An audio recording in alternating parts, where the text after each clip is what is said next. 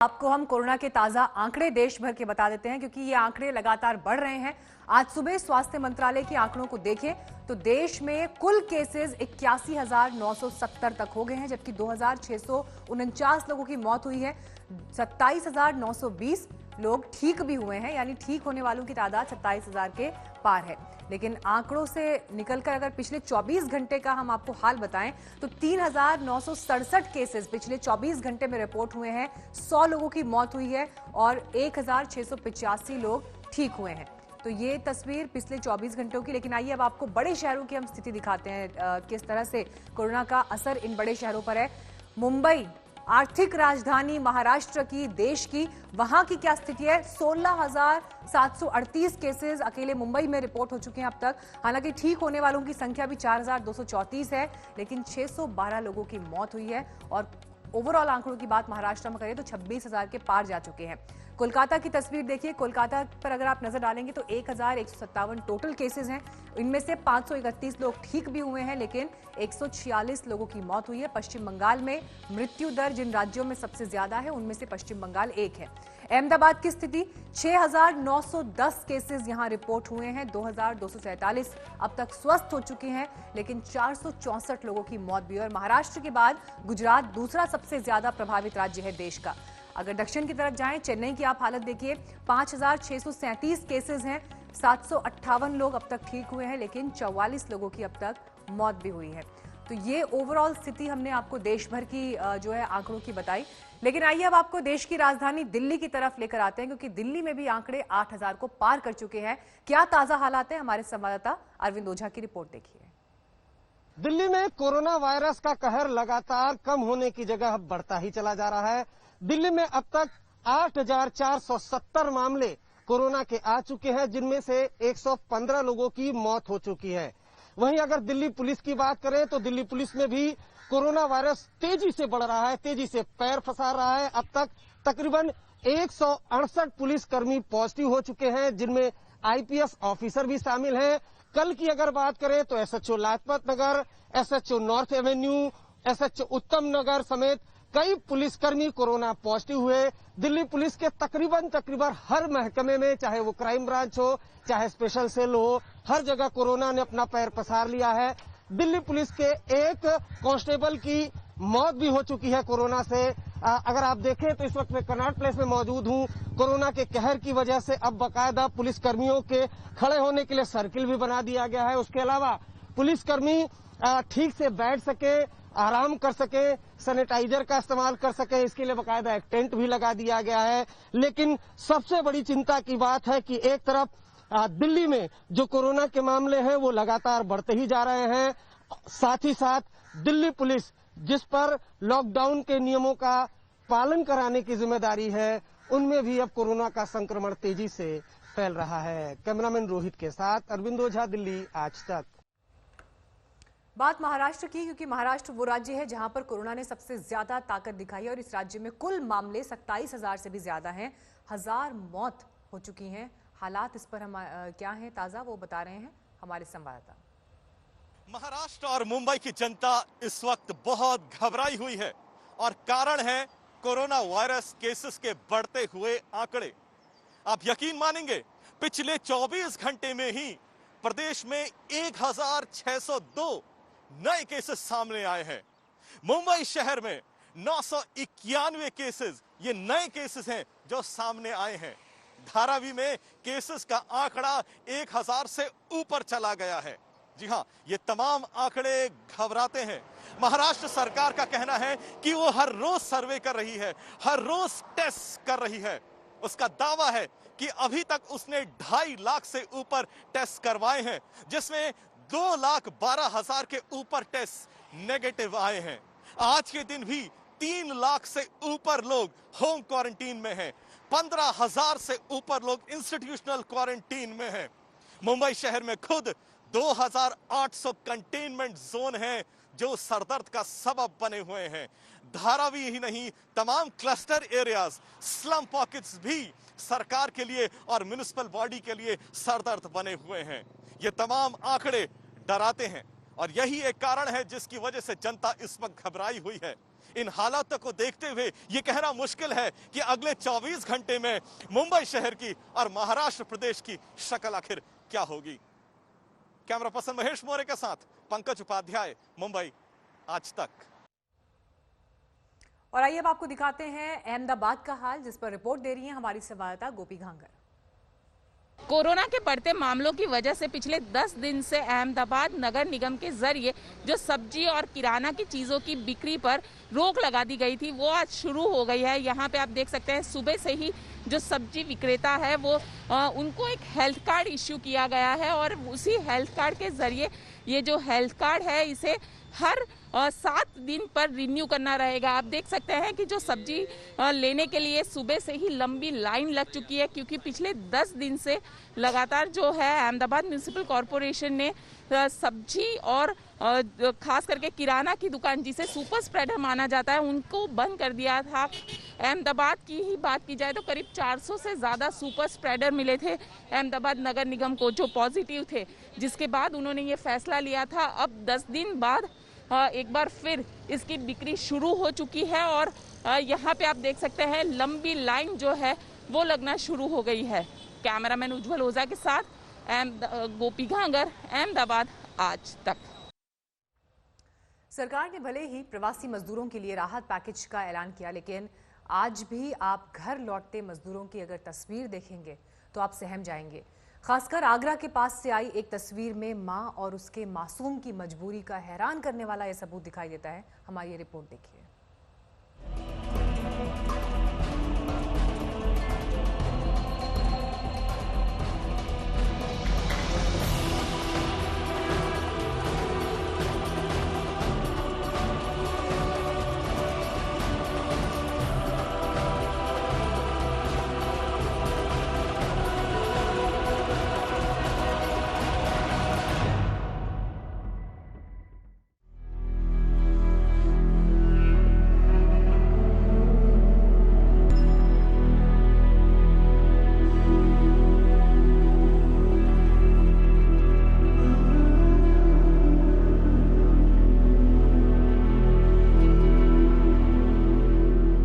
2 वक्त की रोजी रोटी कमाने और खाने के लिए जिन शहरों को ठिकाना बनाया था, वहां से यूं बदहाली में थक हार कर अपने गांवों की ओर लौटने की ऐसी तस्वीरों को तो आप कई दिनों से देख ही रहे हैं।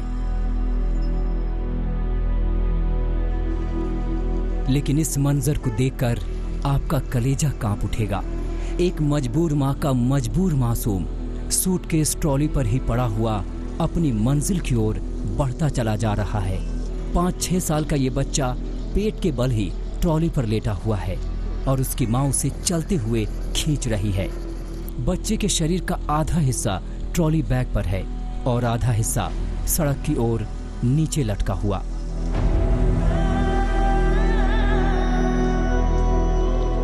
राजस्थान यूपी बॉर्डर पर मौजूद सैया से आई ये तस्वीरें यकीनन परेशान करने वाली हैं। माँ तो बड़ी है, 2 कदम, 50 कदम, 100 कदम चल लेगी, लेकिन इस मासूम में भला इतनी ताकत कहाँ से आएगी। लिहाजा माँ ने इस ट्रॉली को ही अपने लाल की सवारी बना दी, लेकिन कंक्रीट सड़क से बच्चे के पैरों को बार बार ठोकर लगने से नहीं रोक पाई। प्रवासी मजदूरों के पलायन के दर्द का इससे सियाह चेहरा भला और क्या हो सकता है। बिहार के छपरा से भी ऐसी ही हैरान करने वाली तस्वीर सामने आई है। गुरुग्राम से जैसे तैसे करके प्रवासी मजदूरों का परिवार यूपी बिहार सीमा तक तो पहुंच गया, लेकिन आगे अपने गांव तक का रास्ता पैदल ही पूरा करना पड़ा और लाचार बच्चे को ट्रॉली बैग पर ही बिठा दिया गया। ट्रॉली बैग बनाने वालों ने भी कभी नहीं सोचा होगा कि महासंकट की इस घड़ी में इसका ऐसा भी इस्तेमाल मुमकिन होगा।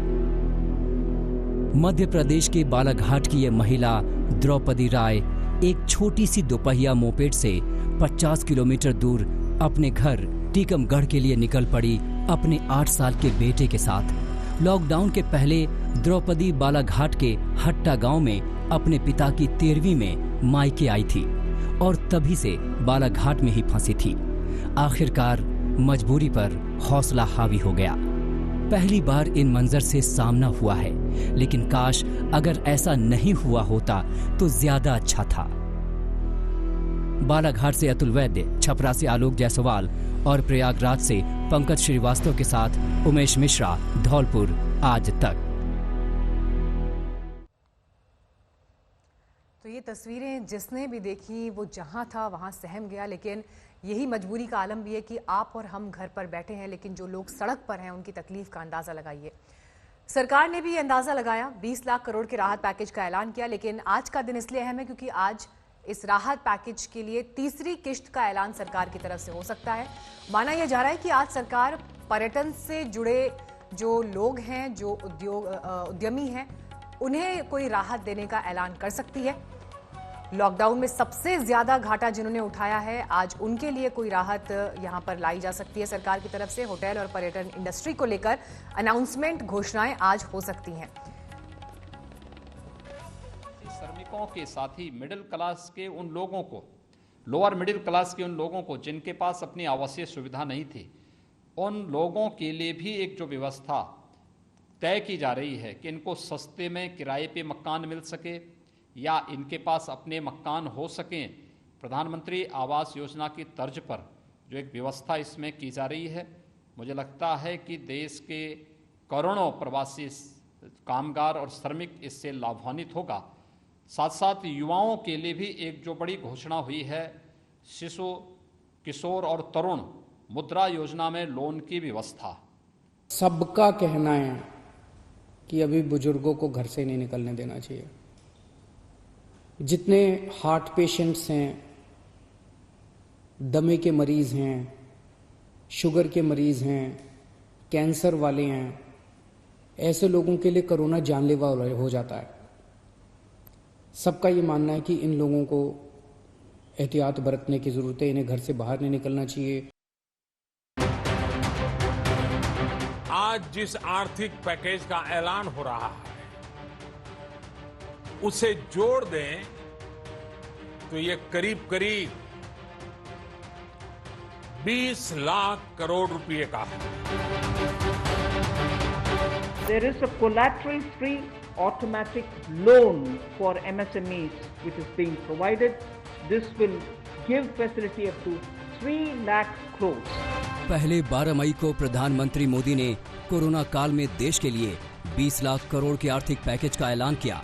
फिर 13 मई को वित्त मंत्री निर्मला सीतारमण ने आर्थिक पैकेज के पहले किश्त की बारीकियों को समझाया और कल यानी 14 मई को वित्त मंत्री ने राहत की दूसरी किश्त को पेश किया। 20 लाख करोड़ के स्पेशल पैकेज में अब की बार प्रवासी मजदूरों, किसानों, आम आदमी और रेहड़ी पटरी वालों के लिए उम्मीदों का पिटारा खुला। प्रवासी मजदूरों के लिए one nation one ration card scheme को अगस्त से लागू किया जाएगा, तो किसानों के लिए 25 लाख नए किसान क्रेडिट कार्ड जारी होंगे।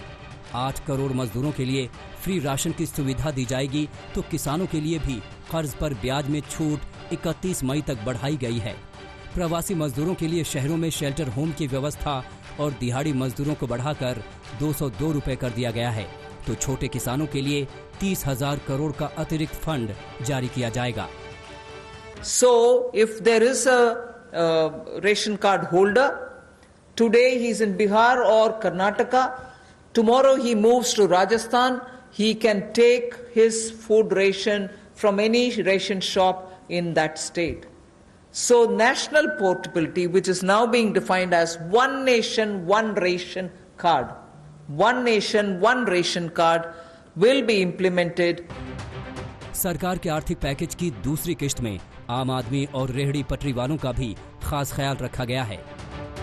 आम आदमी के लिए हाउसिंग लोन पर सब्सिडी स्कीम बढ़ाई गई है, तो रेहड़ी पटरी वालों के लिए 50 लाख तक के लोन का ऐलान हुआ है। मध्यम वर्ग के लिए क्रेडिट लिंक्ड सब्सिडी स्कीम 2021 मार्च तक बढ़ा दी गई है, तो रेहड़ी पटरी वालों को 5,000 करोड़ की स्पेशल क्रेडिट सुविधा दी गई है। इससे 6 से 10 लाख सालाना कमाई वालों को फायदा होगा, तो सड़क किनारे दुकान लगाने वालों को कारोबार शुरू करने के लिए 10,000 रुपए मिलेंगे। विशेष सुविधा केवल इनके लिए रेहड़ी ठेला लगाने वाले, पटरी पर सामान बेचने वाले श्रमिक साथी इनके लिए लेकर आए हैं। ये 10,000 की इनको प्रति व्यक्ति सुविधा मिल सकती है। क्योंकि किसी को चाय बेचनी है, सब्जी बेचनी है, कुछ और बेचना है, तो 2,000 10,000 तक वो अपना सामान लेने की उसको सुविधा मिल सकती है और ये 1 महीने के अंदर सरकार इसको लॉन्च कर देगी। हालांकि सरकार और सरकार में मंत्री इन ऐलानों को अर्थव्यवस्था को फिर से पटरी पर लाने का अमृत मंत्र बता रहे हैं, लेकिन विपक्ष को इसमें अज्ञानता और अहंकार दिखता है। जिस तरह सरकार पेश आई है, ये अज्ञानता, अहंकार और असंवेदनशीलता का उत्कृष्ट सम्मिश्रण। एक पैसा राहत में नहीं दिया, एक पैसा, सिर्फ ये घोषणा किए हैं कि ऋण मिलेगा उनको। ऋण मिलेगा तो ऋण को वापस करना होगा ना किसान को। मांग क्या है आज के हालात में? अगर किसान को आप जो है आज की हालात में कुछ रिलीफ देना है तो एक बार तो माफ करिए उनका ऋण। सरकारी फैसलों पर सियासत अपनी जगह है, लेकिन महामारी के इस संकट काल में उम्मीद यही है कि आर्थिक पैकेज का ऐलान जिस मकसद से हुआ है वो जरूर पूरा हो। दिल्ली से ऐश्वर्या पालीवाल के साथ आज तक ब्यूरो। लॉकडाउन की वजह से प्रवासी मजदूरों के सामने बेइंतहा मुश्किलें हैं। ऐसी ही मुश्किल की एक तस्वीर मध्य प्रदेश के इंदौर से आई, झकझोर देने वाली ये रिपोर्ट देखिए।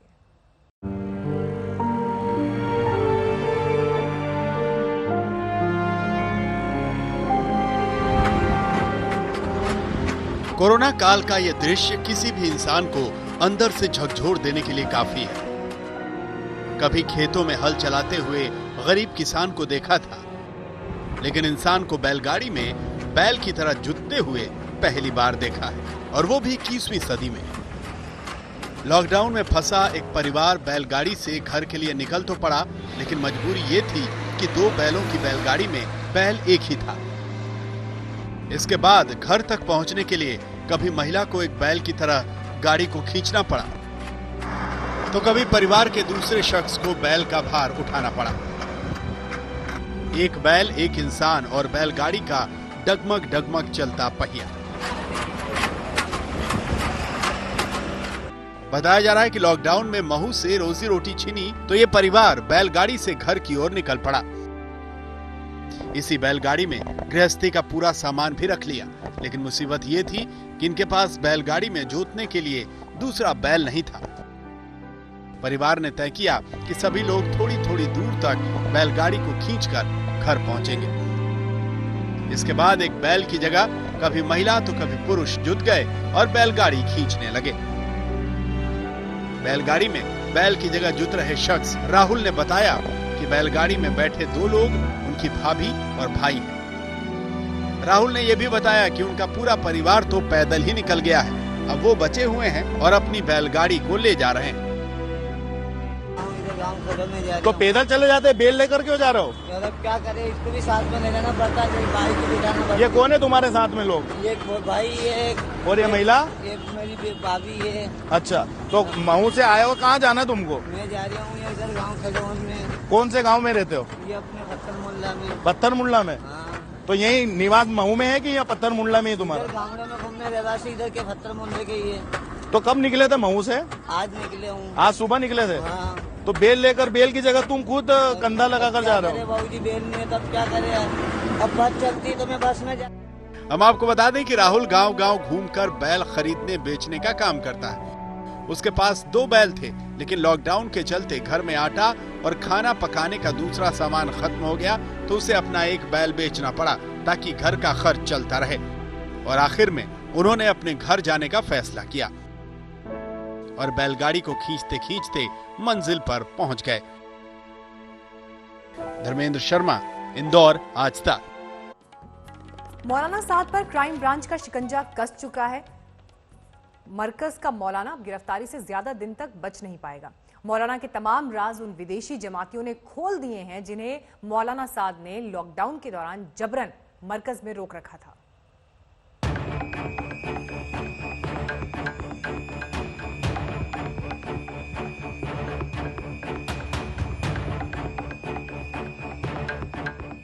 देश को कोरोना के जाल में फंसाकर मौलाना साद मौज काट रहा है, लेकिन उसकी मौज के बस चंद दिन बाकी हैं, क्योंकि मौलाना का राज अब उसके चेले ही खोल रहे हैं।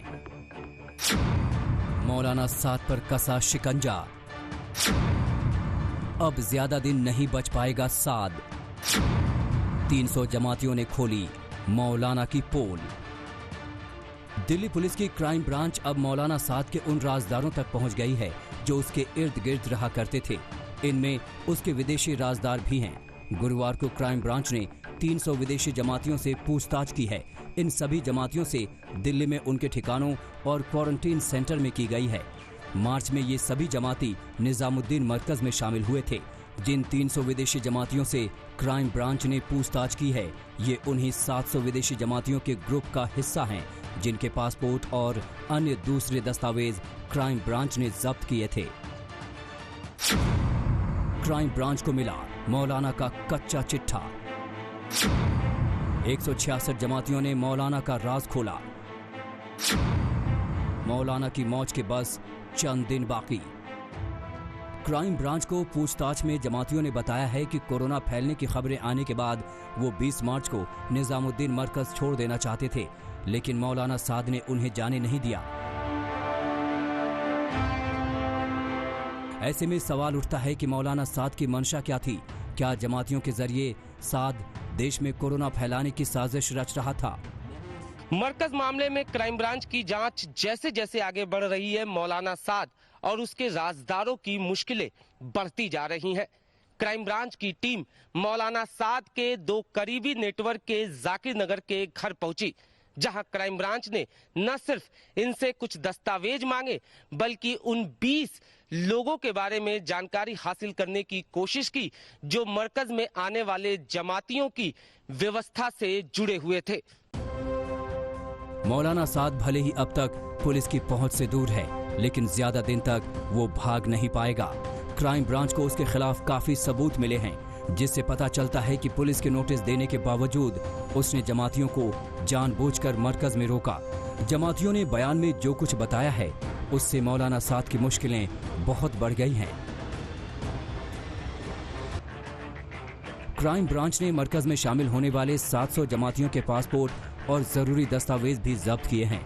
अब क्राइम ब्रांच इस बात की भी जांच कर रही है कि मरकज में शामिल होने वाले विदेशी जमातियों ने किस आधार पर वीजा हासिल किया था और वीजा दिलाने में मौलाना साद की क्या भूमिका थी। क्राइम ब्रांच ने गृह मंत्रालय को भी इसकी जानकारी दे दी है। मौलाना साद अपने कोरोना टेस्ट के बारे में भी अब तक सच नहीं बता रहा है। क्राइम ब्रांच ने उसे सरकारी अस्पताल में कोरोना टेस्ट कराने को कहा था, तो कुछ दिन बाद चिट्ठी लिखकर मौलाना ने ये बताया कि उसने सरकारी अस्पताल में कोरोना टेस्ट करा लिया है और रिपोर्ट भी क्राइम ब्रांच को भेज दी है। लेकिन क्राइम ब्रांच से जुड़े सूत्र बताते हैं कि सरकारी अस्पताल में कोरोना जांच पर मौलाना साद गुमराह कर रहा है। वो जांच से बचने के लिए बार बार बहाने बना रहा है। निजामुद्दीन मरकज से लॉकडाउन के दौरान रेस्क्यू किए गए तकरीबन 300 विदेशी जमातियों से क्राइम ब्रांच की टीम अब तक पूछताछ कर चुकी है। ये 300 विदेशी जमाती उन्हीं 700 विदेशी जमातियों में शामिल हैं जिनका कुछ दिन पहले क्राइम ब्रांच ने पासपोर्ट जब्त किया था। सूत्रों के मुताबिक क्राइम ब्रांच ने दिल्ली में उनके ठिकानों और क्वारंटीन सेंटर में जाकर पूछताछ की। कोरोना का कहर झेल रहा हर शख्स इस सवाल का जवाब जानना चाहता है कि आखिर मरकज का मौलाना कहां छुपा बैठा है। क्राइम ब्रांच उसकी तलाश में दिल्ली के अलावा कई बार शामली भी जा चुकी है, जहां उसका आलिशान फार्म हाउस है। वहां जांच के लिए गई क्राइम ब्रांच की टीम के आईओ भी कोरोना पॉजिटिव होकर अभी क्वारंटीन में हैं। इसके बाद शामली थाने के कई पुलिस वालों को भी क्वारंटीन किया गया है, क्योंकि क्राइम ब्रांच की मदद के लिए वो भी मौलाना साद के फार्म हाउस रेड मारने गए थे। तो दिल्ली पुलिस की क्राइम ब्रांच की टीम आई थी, उसमें जो आईओ थे सब इंस्पेक्टर, उनको कोरोना पॉजिटिव पाया गया है और उनका इलाज चल रहा है। 23 अप्रैल को ये टीम आई थी और 2 मई को कोरोना पॉजिटिव वो पाए गए हैं, लेकिन फिर भी एहतियातन जो हमारी पुलिसकर्मी वहां सहयोग में टीम के साथ गए थे, ऐसे 5 पुलिसकर्मियों को क्वारंटाइन किया गया है तथा उनके सैंपल कोरोना टेस्ट के लिए भेजे गए हैं। जिन जमातियों के सहारे मौलाना साद ने हिंदुस्तान को कोरोना के जाल में उलझा दिया, अब वही जमाती मौलाना साद को ही इसका सबसे बड़ा गुनहगार बता रहे हैं। अनुज मिश्रा और मुनीश पांडे के साथ अरविंद ओझा, दिल्ली आज तक। तो क्राइम ब्रांच लगातार मौलाना साद पर शिकंजा कस रही है, लेकिन जो बड़ा अपडेट इसमें आया है कि बैंक खातों में जो रकम जमा है, विदेशी कनेक्शन जो मालूम चल चुके हैं, अब ये आगे की जांच में एक बड़ी भूमिका निभाएंगे। मौलाना साद की मुश्किलें इतनी बढ़ गई हैं कि कई साल तक उसे जेल में भी रहना पड़ सकता है।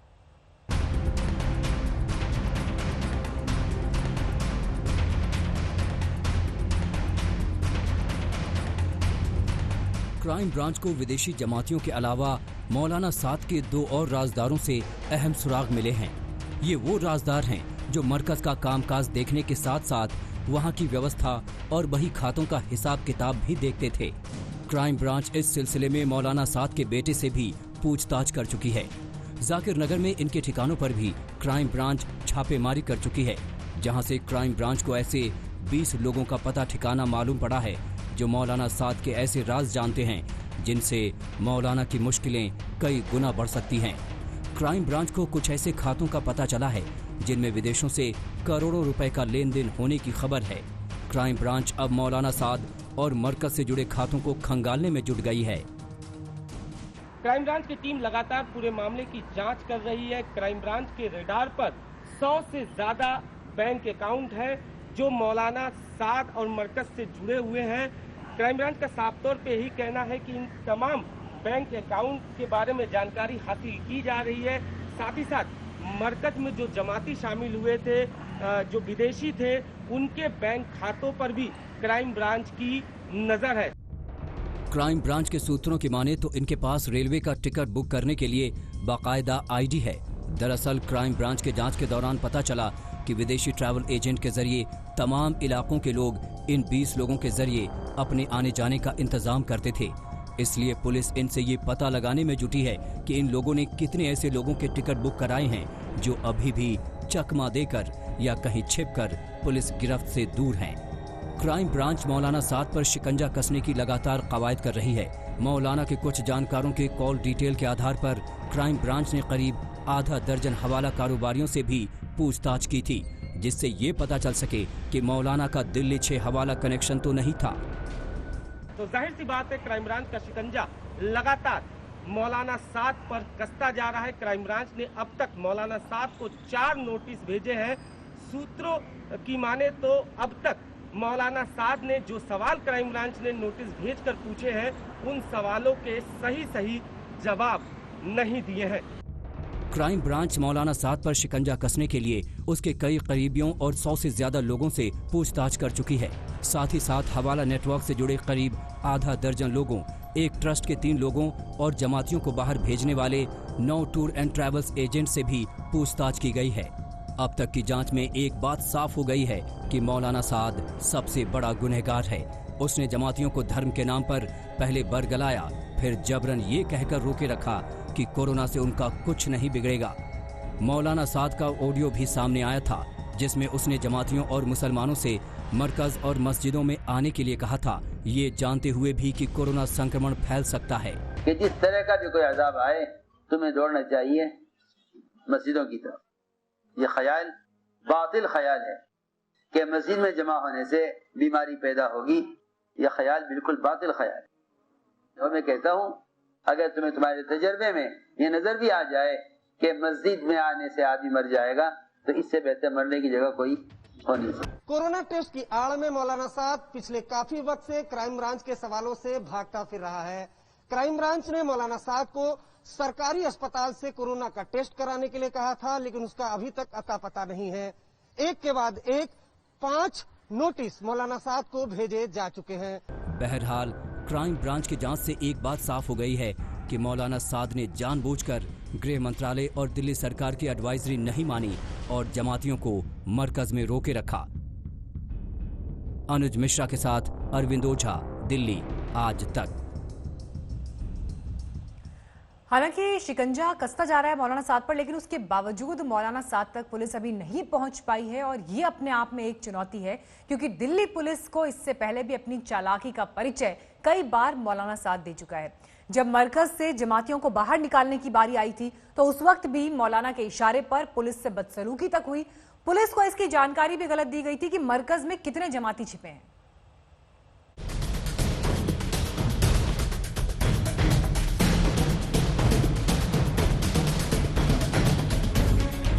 मौलाना साद की गुनाही की तस्दीक निजामुद्दीन थाने के SHO की ये वीडियो क्लिप भी करती है, जिसमें वो मरकज को लोगों से खाली करने को कहते हैं। आप लोगों को बार बार आगाह करने के बावजूद भी ये चीज समस्या हल नहीं हो रही है। अब मैं आपको जो आपके हाथ में नोटिस है, ये नोटिस आपको दे रहा हूँ और मोहम्मद साद साहब के नाम पे दे रहा हूँ। इसके बाद भी अगर कोई ऐसी इशू निकला और आप लोगों ने इसको बिल्कुल तुरंत प्रभाव से क्लियर नहीं किया तो मैं बहुत स्ट्रिक्ट लीगल एक्शन के लिए मजबूर हूँ। निजामुद्दीन थाने में मरकज का कामकाज देखने वाली कमेटी के सदस्य अर्जी लेकर पहुंचे थे कि पुलिस जमातियों के जाने का इंतजाम नहीं कर रही। इस दौरान पूछताछ में मरकज के लोगों ने इस बात की भी गलत जानकारी दी थी कि मरकज में कितने लोग अभी ठहरे हैं। ये मार्च के आखिरी हफ्ते की बात है। सर हम आप कह रहे हैं हमने 1,500 लोग कल भेजे हैं यहाँ से और अभी भी कितने लोग हैं वहाँ? अभी 2,500 में से एक रह गए हैं। 1,500 हम भेज चुके हैं और अभी भेज रहे हैं। मैं ये पूछ रहा हूँ अभी कितने लोग हैं मरकज में? 1,000 हैं। वो कहाँ के हैं? सब दिल्ली से बाहर के। दिल्ली का कोई कहाँ के? कोई लखनऊ का है, कोई बनारस का है, कोई खतौली का है, बिजनौर का, कोई खतौली का। इस तरह ये सब जाना चाहते हैं, लेकिन बॉर्डर सील है, क्या करें। लेकिन जब देश भर में मरकज से गए जमाती कोरोना पॉजिटिव मिलने लगे तो पुलिस और नगर निगम ने मरकज को खाली कराने का अभियान शुरू किया। उस वक्त मरकज में करीब 4,000 जमाती मौजूद थे, जिनमें बड़ी संख्या में विदेशी जमाती भी थे। पुलिस के लिए मरकज को खाली कराना आसान नहीं था, क्योंकि धर्म की आड़ में मौलाना साद लुका छिपी का खेल खेल रहा था। जमातियों ने उस दौरान दुर्व्यवहार भी किया था। पुलिस और सफाई कर्मचारियों पर थूका भी था। बहरहाल मरकज से जैसे ही 4,000 जमाती क्वारंटीन सेंटर भेजे गए, मौलाना साद की हेकड़ी भी गुम होने लगी। उसने बाद में कई वीडियो मैसेज जारी किए। कभी जमातियों को बरगलाने वाला मौलाना अब उन्हें सरकार और डॉक्टरों की बात मानने की बात करने लगा था। इस वबा से निपटने के लिए ज़रूरी है कि दावत व तबलीग से वाबस्ता अफराद जहाँ कहीं भी हैं और ज़िला की इंतज़ामिया और हुकूमत उनको टेस्ट करने या क्वारंटाइन करने के लिए ले जाना चाहती है तो इंतज़ामिया का इसमें पूरा ताउन करें, इंतज़ामिया का पूरा साथ दें। बहरहाल गिरगिट की तरह रंग बदलते मौलाना साद के गुनाहों का हिसाब होने का वक्त अब करीब आ गया है। अब वो ज्यादा दिन पुलिस से लुका छिपी का खेल नहीं खेल पाएगा, क्योंकि उन्हीं प्यादों ने उसका खेल खराब कर दिया है, जिनके जरिए उसने पूरे देश में कोरोना का वायरस फैलाया। अरविंद ओझा, दिल्ली, आज तक। कोरोना का दुनिया के 180 देशों में फैलना महज एक संयोग था या इन देशों की सरकारी गलतियां थी? ये साजिश थी, चीन और WHO की साजिश। इस साजिश को बेनकाब करने का दावा किया है CIA ने। CIA का कहना है कि चीन ने पहले WHO को धमकाया और फिर जल्द ही सांठगांठ बिठा ली कि वो दुनिया में कोरोना की वार्निंग ना भेजे और इसे पैंडेमिक घोषित ना करे। टाइमलाइन और WHO के बयानों को अगर आप मिलाएं तो वाकई साजिश की बू आ रही है। एक वायरस, एक लैब,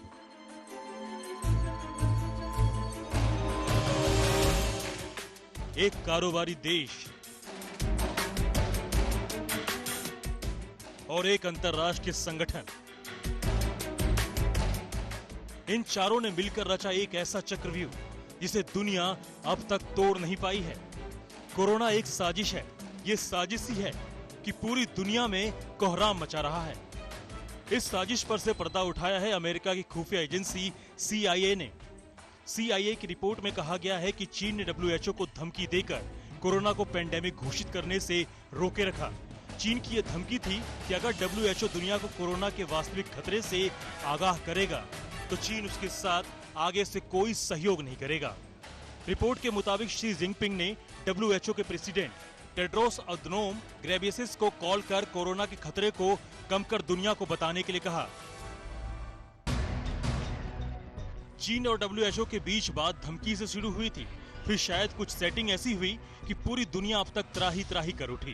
दरअसल दुनिया को कोरोना पर वार्निंग देने का काम WHO का था। उसने इस काम को अंजाम देने में बहुत देर की। कोरोना दिसंबर में ही चीन में आ चुका था। जनवरी में चीन कोरोना से बर्बाद हो रहा था। अस्पतालों में मरीज ही मरीज थे, कब्रिस्तानों में लाशें ही लाशें।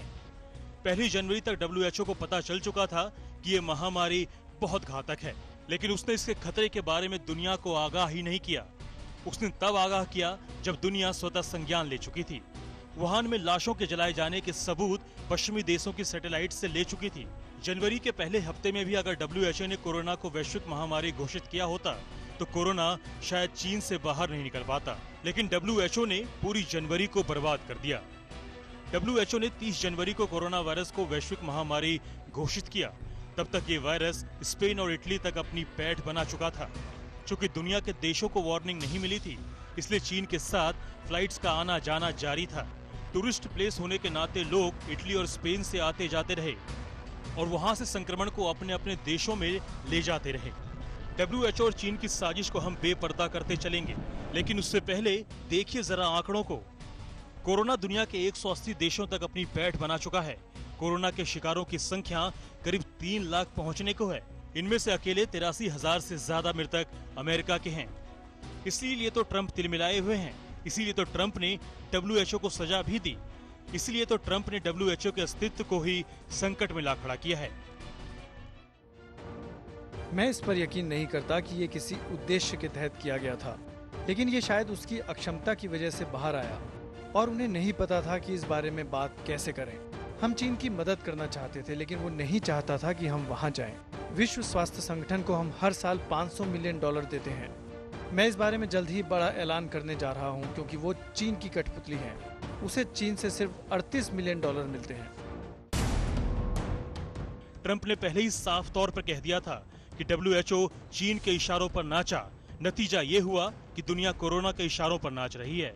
वैसे देखा जाए तो WHO के सुर संदेहास्पद रहे हैं। इसीलिए अमेरिका कह रहा है कि कोरोना WHO और चीन की साजिश है। अमेरिका के दावे को खारिज करने में जुटा है WHO। WHO कह रहा है इंसानों का बनाया वायरस नहीं है कोरोना। लेकिन रोना तो यह है कि संगठन की तमाम बातें झूठी साबित हुई हैं। जिस समय वुहान से आने वाले विमानों पर दुनिया ने रोक लगानी शुरू की, WHO कहता रहा हवा में फैलने वाला वायरस नहीं है कोरोना। बाद में दुनिया को पता चला कि छींकने या खांसने के बाद उस स्थान की हवा में कई घंटे तैरता रहता है कोरोना। न ही वो दुनिया को मुकम्मल तरीके से कोरोना का जीन सीक्वेंस दे पाया, न ही इसकी रोकथाम के लिए कुछ कर पाया। हाँ, चीन की शह पर या चीन की तर्ज पर अमेरिका से सबूत जरूर मांग रहा है। No, we have not received any data or specific evidence from the US government relating to the purported origin of the virus. So, from our perspective, this remains speculative. If that data and evidence is available, then it will be for the United States government to decide whether and when it can be shared. So we focus on what we know, we focus on the evidence we have, and the evidence we have from the sequencing and from all that we have been advised is the virus itself is of natural origin. बात चाहे इसके virus के natural होने की हो या ना हो, बात तो यह है कि इतने डेडली वायरस को जीरो पेशेंट यानी पहले संक्रमित व्यक्ति पर क्यों नहीं रोका गया। वुहान से निकला कोरोना पूरे संसार में कैसे फैल सकता था, उसे तब क्यों नहीं रोक दिया गया जब 50 से 100, 100 से 200, 200 से 400 तक पहुंचा। हद तो यह है कि WHO अधिकारी बार बार प्रेस कॉन्फ्रेंस में ये कह जाते हैं कि कोरोना की वैक्सीन हो सकता है, कभी आए ही नहीं। एक ऐसा ही बयान आज आया है। To put this on the table, this virus may become just another endemic virus in our communities, and this virus may never go away. HIV has not gone away, but we've come to terms with the virus, and we have found the therapies, and we've found the prevention methods, and people don't feel as scared as they did before, and we're offering life to people with HIV, long, healthy lives to people with HIV. Warning देने की भूमिका तो WHO के अधिकारी निभा नहीं पाए। खैर, इस संगठन का एक और काम है खुद रिसर्च करना, दुनिया भर में हो रहे रिसर्च पर नजर रखना, रिसर्च करने वालों को प्रोत्साहित करना, लेकिन यहाँ भी वो नील बटे सन्नाटे ही है। Of course, many countries would like to get out of the the different measures that are being taken by the country, by many countries, and that is rightly so. But our recommendation is still the alert at any country should be at the highest level possible. And whatever measures we take should be a very phased one that reflects the country's situation. Corona ने अगर चीन के नाकाम मंसूबों को उजागर किया है तो WHO की खतरनाक लापरवाहियों को भी उजागर किया है। इन्हीं लापरवाहियों को CIA साजिश के चश्मे से देख रही है। दिल्ली में श्वेता सिंह के साथ आज तक ब्यूरो। अमेरिका ने तय कर लिया है कि चाहे जितनी बड़ी कीमत चुकानी पड़े वो चीन को दबोच कर ही दम लेगा। वो दिन दूर नहीं जब ट्रंप ड्रैगन पर आर्थिक पाबंदियों की तोप चलाएंगे। और इस बीच आज की तनातनी में एजेंट्स की बात आई तो वो एजेंट्स जो हैकर्स का काम कर रहे हैं, अमेरिका का आरोप है कि चीन अपने एजेंट्स के जरिए अमेरिका की लैब्स पर नजर रख रहा है ताकि उसके वैज्ञानिक कोरोना की वैक्सीन ही ना बना। ट्रंप या माइक पॉम्पियो का आधिकारिक बयान तो नहीं आया है, लेकिन ये खबरें सुर्खियों में हैं।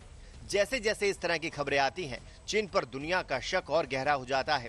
अगर पहरा वो दुनिया भर की वैक्सीन रिसर्च पर लगाए पड़ा है तो गहरा शक लाजमी ही है। इसलिए तो अमेरिका की सीनेट में एक बिल पेश किया गया है जो ट्रंप को बेशुमार अधिकार देने वाला है। सीनेटर लिंडसे ग्राहम के इस बिल पर 8 सीनेटरों ने कांग्रेस के ऊपरी सदन सीनेट में पेश किया है।